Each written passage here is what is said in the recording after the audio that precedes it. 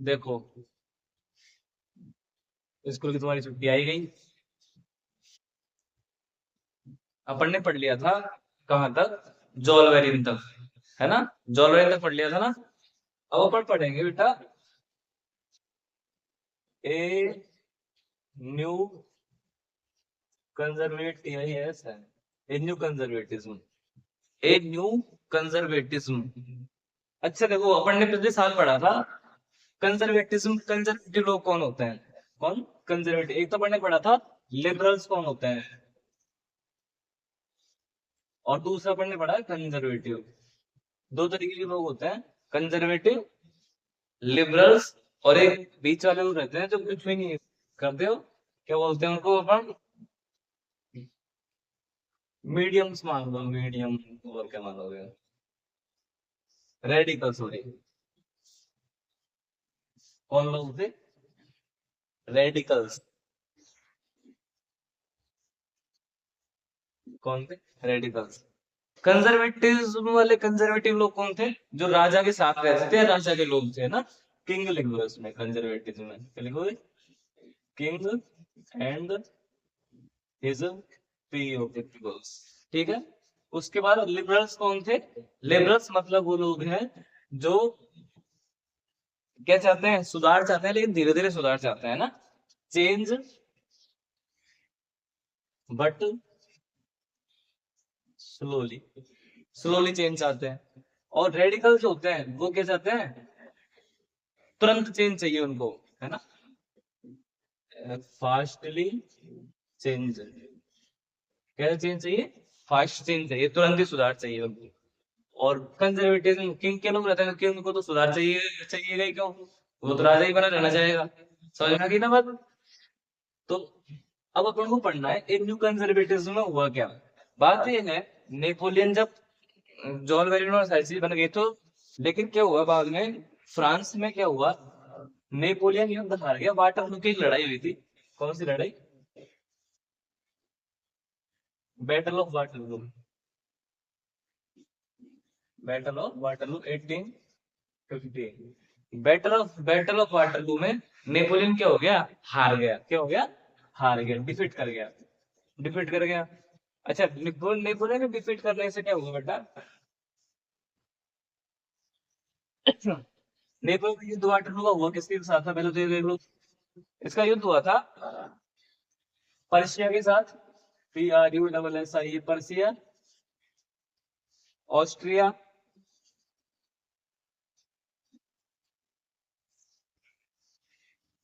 Britain.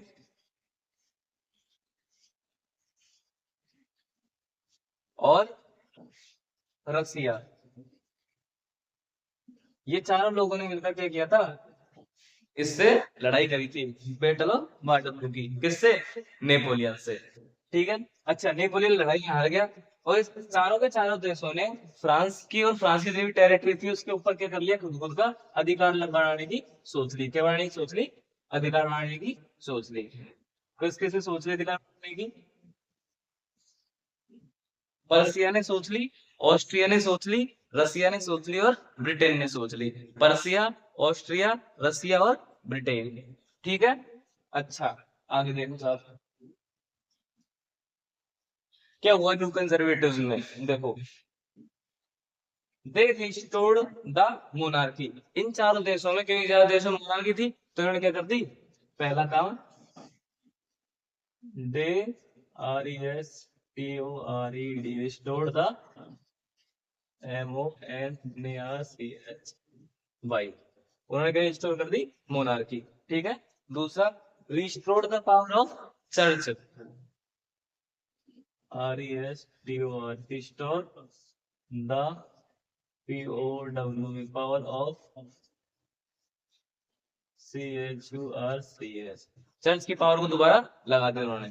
Church में बहुत ज्यादा पावर होती थी, चर्च के लोगों को जमीनें वमीनें सारी फ्री की दी जाती थी, तो वो पावर को उसने क्या कर दी? दोबारा शुरू कर दी। ठीक है। किसने शुरू कर दी? कंजर्वेटिव लोगों ने। कंजर्वेटिव कौन कौन थे? रसिया, पर्शिया, ब्रिटेन और, रसिया, पर्शिया, ब्रिटेन और ऑस्ट्रिया। रसिया, ऑस्ट्रिया, ब्रिटेन और पर्शिया। इन सारे लोगों ने क्या कर दिया? ये चीजें काफी पहला क्या किया, रिस्टोर करा मोनार्की। दूसरा, रिस्टोर पावर ऑफ चर्च। तीसरा क्या किया देखो, bring back the social hierarchy. Social hierarchy को लिए SOCI, social HIRACH, social hierarchy. Social hierarchy मतलब तीन तरीके के लोग थे ना फ्रांस की सोसाइटी में। कौन कौन से तीन तरीके के लोग थे? क्लर्जी, नोबिलिटी और कॉमन पीपल्स। तो वो सारी उन्होंने क्या किया, नेपोलियन ने बंद कर दिया था। तो किसने शुरू कर दी दोबारा? क्योंकि राजा ही आ गए थे, तो राजा ने वो सारी चीजें क्या कर दी, दोबारा स्टार्ट कर दी। समझ गए बात को? वैसे तो फिर तुम्हारा पार्ट बीच में अधूरा रह गया मुझे ऐसा लग रहा है, क्योंकि छुट्टी आ ही गई, लेकिन अपन पूरा करवाएंगे, तो डोंट वरी। आगे देखो, रिस्टेबलाइज द ऑटोक्रेसी। ऑटोक्रेसी, ऑटोक्रेसी को दोबारा लेके आ गए, AUTOCRACY, ऑटोक्रेसी को दोबारा लेके आ गए। तो पांचों काम क्या किए देखो, अडॉप्टेड द सेंसरशिप। क्या लगा दी दोबारा? सेंसरशिप लगाई। अब किसी के दिमाग में बात आई सेंसरशिप, तो नेपोलियन ने भी लगाई थी। नेपोलियन ने सेंसरशिप लगाई थी, उसके खिलाफ कोई गलत चीज छप रही है उसको रोकने के लिए। राजा ने सेंसरशिप क्यों लगाई है? क्योंकि राजा के खिलाफ कोई गलत चीज छप रही है उसके लिए। समझ में? सेंसरशिप का बेसिकली मतलब ये है कि राजा के खिलाफ में कोई भी चीज ना छप जाए और उसको जनता पढ़ ले और राजा का विरोध नहीं करने लग जाए। समझ में आ गई बात? तो जो भी राजा होता है, खतरनाक राजा होता है, जो खुद का अधिकार पूरी तरीके से कैप्चर करना चाहता है चीजों को, वो क्या करता है, हमेशा सेंसरशिप, मीडिया, इनको क्या करता है, अपने कंट्रोल में रखना चाहता है। ठीक है, आगे देखो। अच्छा, एक काम और याद रखना है इसमें, जितने भी चेंज नेपोलियन ने किए थे, वो सारे के सारे लोगों ने क्या कर दिए थे, अंडू कर दिए थे, मतलब दोबारा उन चेंजों को खत्म कर दिया था। Undo the changes of NAPOLEON, Napoleon. Napoleon changes क्या कर दिया था इन्होंने, वापस अनडू कर दिया। ठीक है, अच्छा, बहुत बढ़िया है। और ये सारी चीजें किस में हुई थी बेटा? ये सारी चीजें हुई थी treaty of Vienna. Treaty of VIENNA, treaty of Vienna में हुई थी 1815 में, क्योंकि लड़ाई 1815 में हारा था। 1815 में ट्रीटी हुई फ्रांस के साथ, ट्रीटी ऑफ वियना। वियना एक जगह का नाम है, उसमें ट्रीटी हुई थी। ठीक है, और कौन सा चांसलर इस ट्रीटी का? चांसलर था ड्यूक मेटरनिक। क्या नाम था? METTERNICH, ड्यूक मेटरनिक उसका क्या ना नेम था, किसका? ट्रीटी ऑफ वियना ने जो चांसलर था उसका नाम क्या था? Duke Metternich. ये ऑस्ट्रियन चांसलर था। कैसा चांसलर था? Austrian, Austrian chancellor. आगे देखो सामने, during the years following 1815, the fear of repression drove many liberal nationalists underground. अब देखो क्या हुआ, कंजर्वेटिव दोबारा स्टार्ट हो गया फ्रांस में, है ना? अच्छा, अब मैं तुम्हें एक बात और बोली थी, when France sneeze the whole Europe get cold। जब भी फ्रांस को में कुछ भी होता है तो पूरे यूरोप में उसका प्रभाव पड़ जाता है। समझ में आ गई बात? अच्छा, तो during the years of following, 1815 के बाद जितने भी साल आए, जितने भी साल 1815 के बाद साल आए ना, उन सालों में क्या हुआ, जो लिबरल लोग थे वो डर डर के क्या हो गए, छुप छुप के अंडरग्राउंड हो गए। क्योंकि कंजर्वेटिव लोग उनको क्या कर देंगे, मार देंगे पकड़ पकड़ के, क्योंकि वो चाह रहे हैं चेंज, चाहते हैं लिबरल्स क्या चाहते हैं, चेंज चाहते हैं। किसमें? सोसाइटी में। और चेंज कौन सा? राजा को हटाने का चेंज। तो वो सारे लोग क्या हो गए, अंडरग्राउंड होके छुप गए। कौन सारे लोग? लिबरल्स जो लोग थे अंडरग्राउंड होके क्या हो गए, छिप गए। देखो क्या बोल रहा है आगे, उन सभी रिवोल्यूशनरीज ने सीक्रेट ग्रुप्स बना लिए। क्या बना लिए उन सभी रिवोल्यूशनरीज ने? Secret groups.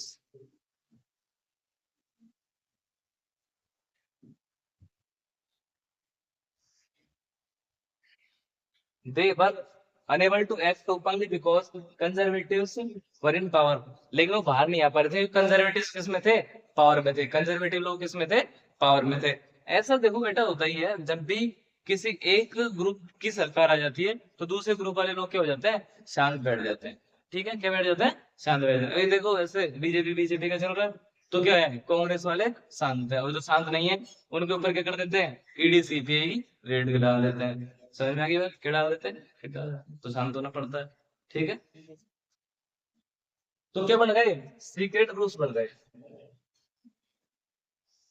सीक्रेट ग्रुप्स क्या बन गए? सीक्रेट ग्रुप्स बन गए।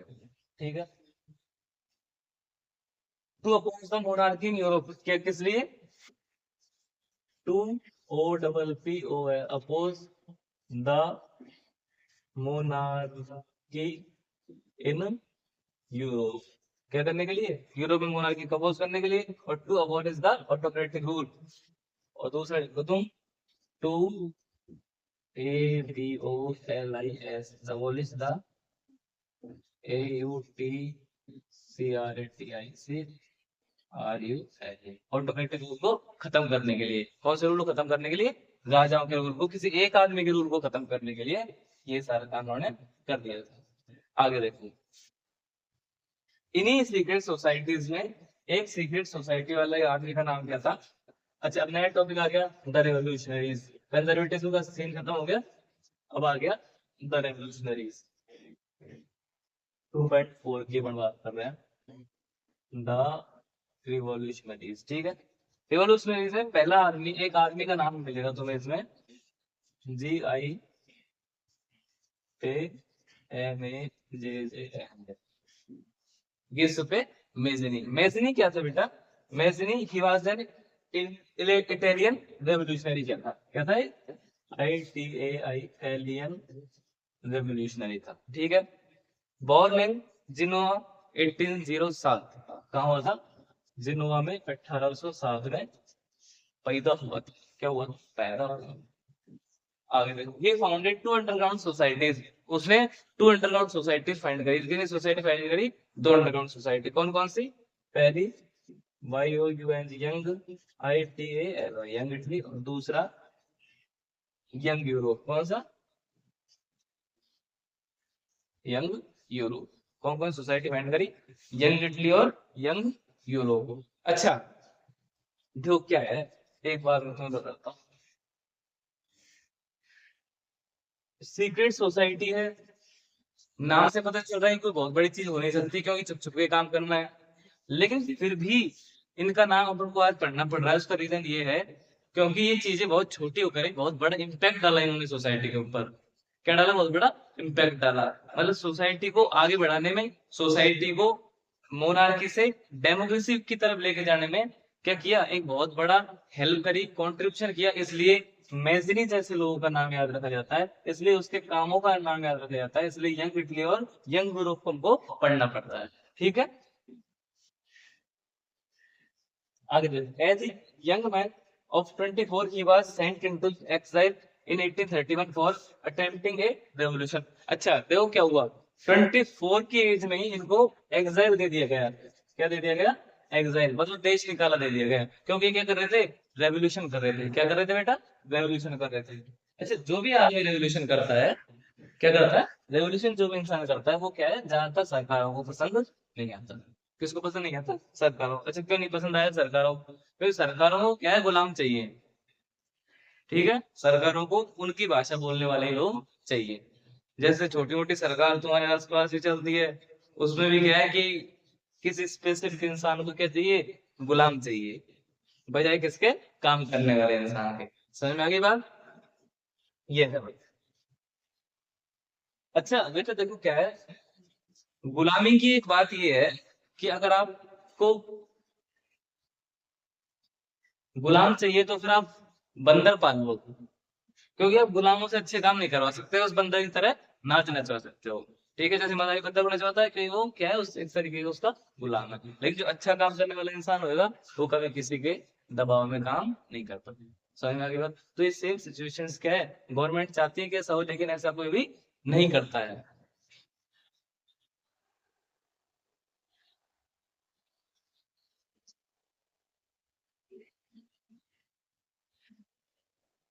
अगला टॉपिक देखो, द एज ऑफ रेवोल्यूशन।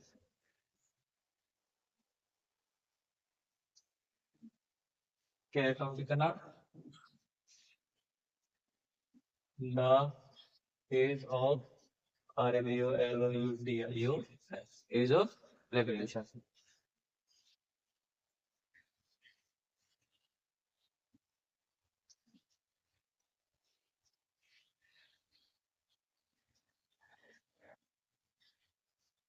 देखो जुलाई रेवोल्यूशन देखो फ्रांस में, जुलाई रेवोल्यूशन क्या हुआ जुलाई रेवोल्यूशन में? The first of revolt took place in France in July 1830। पहली लड़ाई कब हुई फ्रांस में? 1830 में हुई। अच्छा क्या हुआ, अपन क्या पढ़े थे अब तक? दोबारा रिपीट करो। नेपोलियन था, नेपोलियन युद्ध में हार गया, इसलिए दोबारा कंजर्वेटिज्म आ गया, कंजर्वेटिज्म ने नेपोलियन सारी पॉलिसी खराब कर दी, तो लोग उसी तरीके से दबा के रखने लग गए, लोग परेशान होने लग गए, लोगों पर फिर दोबारा टैक्स लगा दिया होगा, फिर लोगों से जमीन छीन ली होगी, और बहुत सारे काम ऐसे कर दिए होंगे जिससे लोग परेशान होते थे। उसके विरोध में रेवोल्यूशन होने लग गए, लोगों ने सीक्रेट सोसाइटी बना ली, जो रेवोल्यूशनरी है वो दब के रहने लग गए। और अब जो क्या हुआ है 1830 में, 15 साल बाद क्या हुआ, रेवोल्यूशन स्टार्ट हो गया। पहला धमाका, जो बड़ा धमाका वो कहाँ पे हुआ? फ्रांस में हुआ, जुलाई 1830 में। अच्छा फ्रांस में, तो फिर वही बात मैं दोबारा तुमसे बोलूंगा, जब फ्रांस सीखता है तो पूरे यूरोप को क्या लग जाती है? सर्दी लग जाती है। तो जैसे ही फ्रांस में रेवोल्यूशन दोबारा शुरू हुआ, तो पूरे यूरोप में भी क्या हो जाएगा, रेवोल्यूशन दोबारा स्टार्ट हो जाएगा। The Bourbon dynasty restored her power by conservatives but not overthrown by liberal revolutionaries. Liberal revolutionaries stabilized a constitutional monarchy led by Louis Philippe. क्या हुआ?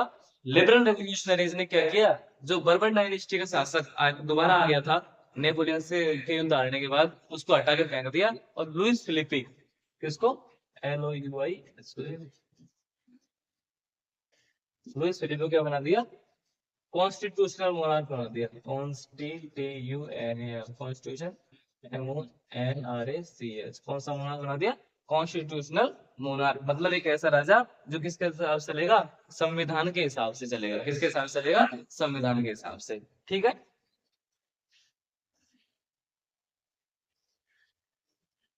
अच्छा जब से मैं तुम्हें एक बात बोल रहा हूँ, when France please the rest of Europe gate cold, ये बात बोली थी ड्यूक मेटरनिक ने। किसने बोली थी? ड्यूक मेटरनिक ने।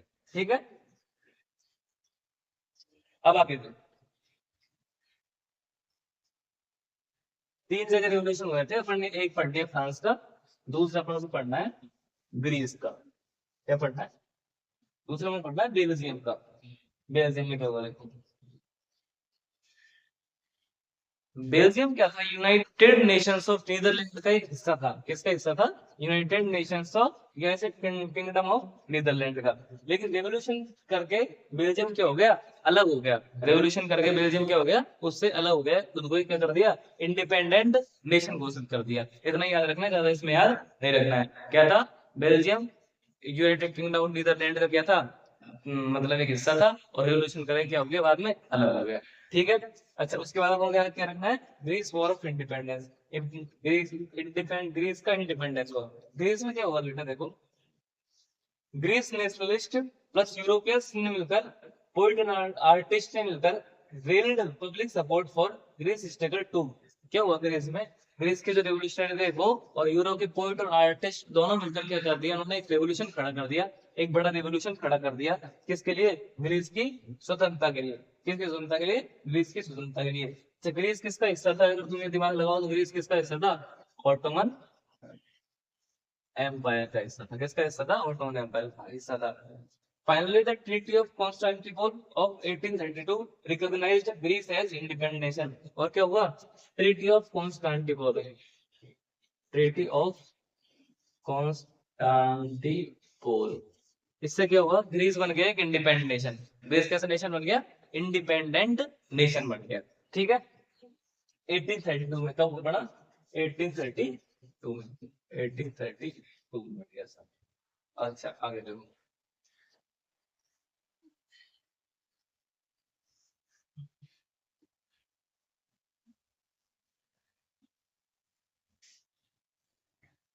अब देखो बात आ गई लॉर्ड बायरन की। लॉर्ड BYRON, किसकी बात आ गई? Lord Byron.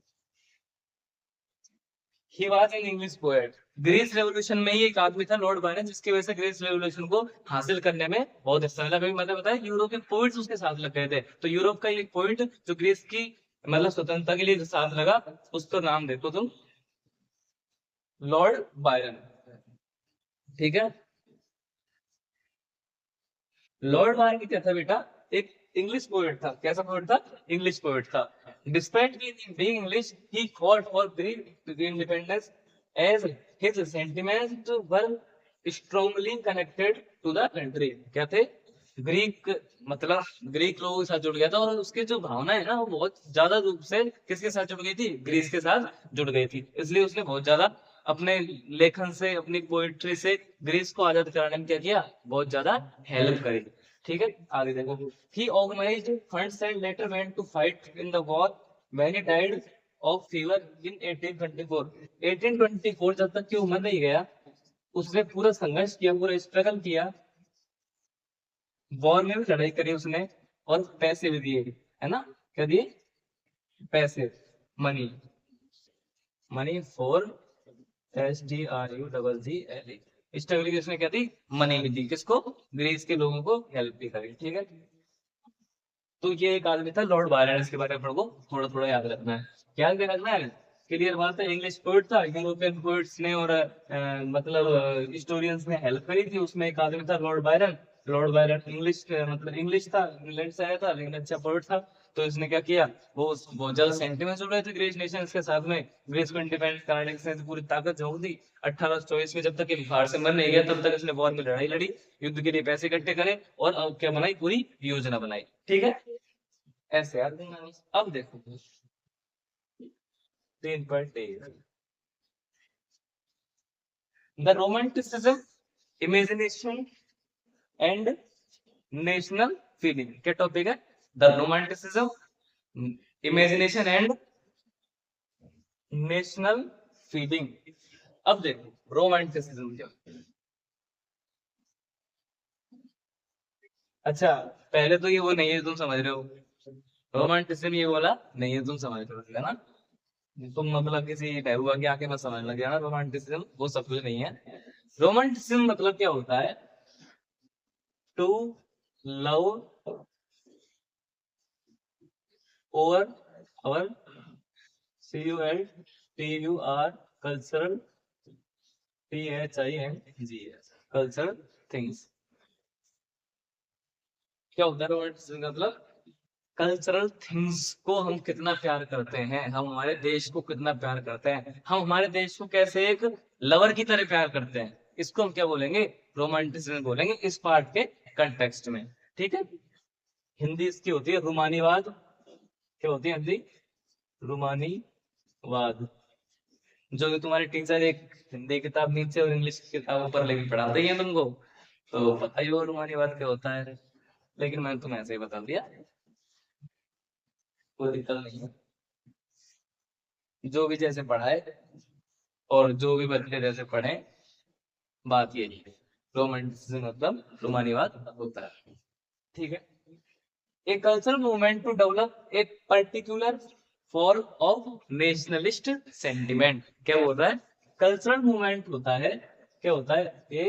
CULTURL cultural movement होता है फॉर NATION नेशनल सेंटिमेंट्स। अच्छा, समझ में आ गई क्या होता है? कल्चरल मूवमेंट होता है फॉर नेशनल सेंटिमेंट्स। ठीक है, अच्छा मैं क्या बोल रहा हूँ? इसी तरीके में रोमांटिसिज्म का मतलब अपने देश से, अपने देश के कल्चर से एक प्रेमिका की तरह, एक लवर की तरह, एक लवेबल गाय की तरह प्यार करना, उसके साथ रहना, उसको हम क्या बोलेंगे? रोमांटिसिज्म मूवमेंट बोलेंगे। एक बहुत बड़ा मूवमेंट है जिसके ऊपर इंग्लिश लिटरेचर का बहुत सारा साहित्य लिखा गया, और उसके बाद में इंग्लिश लिटरेचर की एज बन गई, रोमांटिसिज्म एज। जैसे बहुत सारे पोइट ने बहुत सारी चीजें लिखी, जिससे कि पूरे वर्ल्ड में वो चीजें फैली, और उसके बाद में पूरे वर्ल्ड में क्या हुआ? नेशनलिज्म का, अपने देश से प्यार करने का, अपने देश से महबूबा की तरह प्यार करने का क्या हुआ? शुरुआत हुई। ठीक है,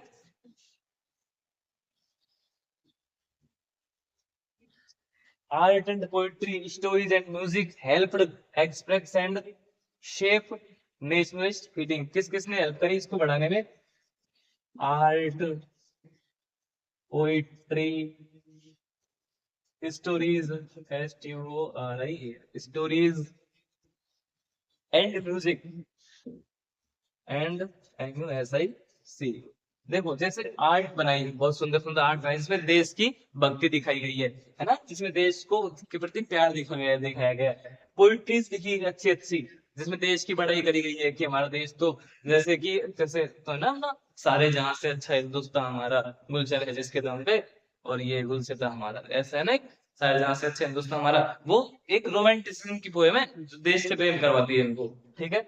उसके अलावा जैसे एक याद आ रहा है मुझे, क्या बोलता है, जमी पे घर बनाया है मगर जन्नत में रहते हैं, जमी पे घर बनाया है मगर जन्नत में रहते हैं, हमारा शुक्र है यारों की हम भारत में रहते हैं। समझ में आ गई बात? तो ये होता है रोमांटिसिज्म लाइन, सही है, जो हमारे देश के प्रति हमको प्यार जतवाती है, हमें प्यार करने के लिए प्रेरित करती है। ठीक है। And music help express and shape national state, और देशभक्ति वाला म्यूजिक भी, जैसे कि एक अपने वॉर हुई थी, और वॉर के 1971 में, है ना, तो बहुत सारे हमारे सैनिक क्या हुए थे, सोल्जर्स, उनकी डेथ हो गई थी। तो देश में देश प्रेम की भावना जगाने के लिए, और उस टाइम पे अच्छे सेंटिमेंट्स बनाने के लिए, लोगों को पैसिफाई करने के लिए, लता मंगेशकर ने उस समय के प्राइम मिनिस्टर के सामने गाना गाया था, ऐ मेरे वतन के लोगों, जरा आंखों में भर लो पानी, जो शहीद हुए हैं उनकी जरा याद करो कुर्बानी। ठीक है। तो इससे क्या हुआ, लोगों में ऐसा हुआ कि इस देश के लिए बहुत सारे लोग मर गए, तो कम से कम उनको याद तो करो। ठीक है। तो देश प्रेम बढ़ता है इन चीजों से, जैसे हमारा राष्ट्रगान हमको देश के लिए प्यार करने के लिए मजबूर करता है, तो ऐसी बहुत सारी चीजें हैं। ठीक है।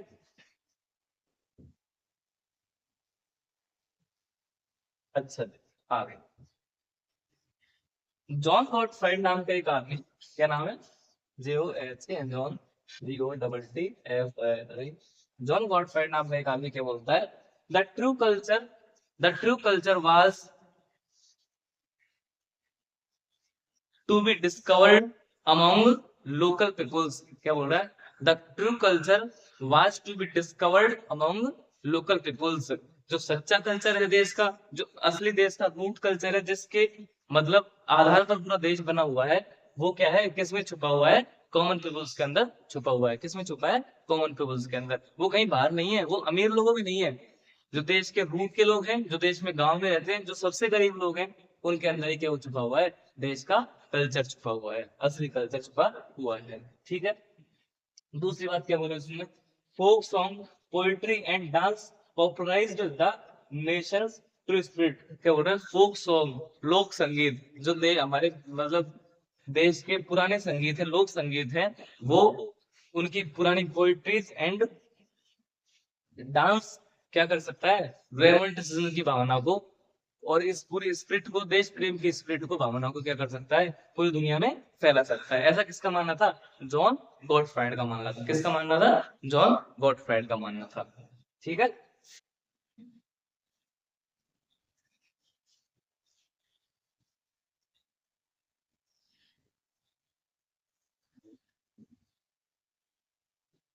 अब देखो, चार चीजों में पूरा नेशनलिज्म भटक भट गया था। वॉर हो रही थी आपस में, रिवोल्यूशनरी जो कंजर्वेटिव के भी, लैंग्वेज से सबको अपने अपने से प्यार होने लग गया था। ठीक है। कल्चरली लोग बहुत ज्यादा स्ट्रांग होते जा रहे थे पुरानी पोइट्रीज और संगीत को लेके। उसके अलावा टेरिटोरियल एक्सपेंशन पे बहुत ज्यादा लोग ध्यान दे रहे थे। किस पे ध्यान दे रहे थे, टेरिटोरियल एक्सपेंशन है, मतलब कि एक एग्जांपल मैं तुम्हें बता दूं, टेरिटोरियल एक्सपेंशन एक्चुअली में क्या होता है। अमेरिका जब शुरुआत में था, इतना सा था, लेकिन आज पूरे महाद्वीप में अमेरिका इतना बड़ा दिखता है, ऐसे चौकोर सा। ठीक है। तो इसको क्या बोलते हैं, टेरिटोरियल एक्सपेंशन, मतलब अपने देशों को क्या करना, बड़ा बढ़ा लेना। ठीक है बेटा।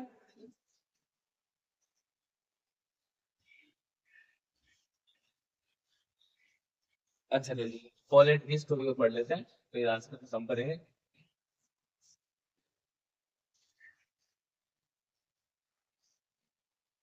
And of 18th century, end of 18th CNT, Poland क्या थी, कंट्री थी, कंट्री तो नहीं थी, रशिया का हिस्सा था। किसका हिस्सा था, रशिया का। रशिया ने इसको ऑक्यूपेशन कर लिया था। After Russian occupation the Polish language was banned in school and the Russian language was imposed everywhere. अच्छा, मैंने तुम्हें क्या बताया, देखो अभी मैंने तुम्हें बताया टेरिटोरियल एक्सपेंशन कर रहे थे लोग, तो उस टेरिटोरियल एक्सपेंशन का शिकार कौन हो गया था, पोलैंड हो गया था। कौन हो गया था? पोलैंड। इसको किसने कैप्चर कर लिया था? रसिया ने। किसने कर लिया? रसिया ने। अच्छा, रसिया ने एक्सपेंशन कर लिया। तो रसिया ने क्या किया, जो पोलिश लैंग्वेज थी उसको क्या कर दिया? बैन कर दिया from SCS schools and other thing, other places. क्या कर दिया? और रशियन लैंग्वेज थोप दी। कौन सी लैंग्वेज थोप दी उनके ऊपर? Russian language. कि तुम क्या बोलोगे? हमारी ही जबान बोलोगे। ठीक है। इन 1831 and armed rebellion against Russia rule took place which was ultimately crashed. अच्छा, क्या हुआ देखो, 1831 में एक बहुत बड़ा रेवोल्यूशन हुआ, मूवमेंट हुआ। किसके खिलाफ? रशियन गवर्नमेंट के खिलाफ। Armed movement. कैसा हुआ? आर्म्ड, ARMED, आर्म्ड मूवमेंट हुआ। किसमें? रशिया के खिलाफ। लेकिन क्या किया? रशियन आर्मी ने उसको क्या कर दिया? दबा दिया। अब इस बात से ये हो रहा है साबित कि रसिया ने मतलब मानी नहीं है उनकी बात, लेकिन क्या हो रहा है? लगातार रेवोल्यूशन हो रहे थे। क्या हो रहे थे? लगातार रेवोल्यूशन हो रहे थे। लोगों में अपने देश के प्रति, अपने देश की अपनी भाषा के प्रति क्या थी? आग थी। क्या थी? भाषा के प्रति आग।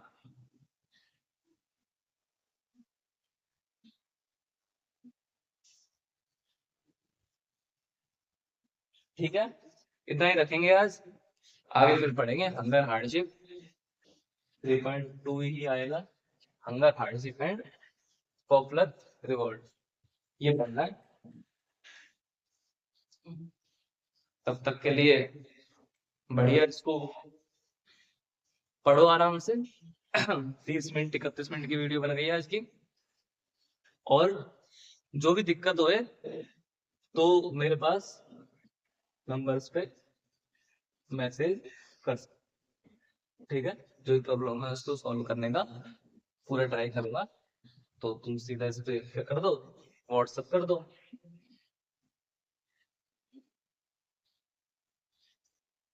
ठीक है ना? बाकी पूरी वीडियो देखना। ठीक है बेटा।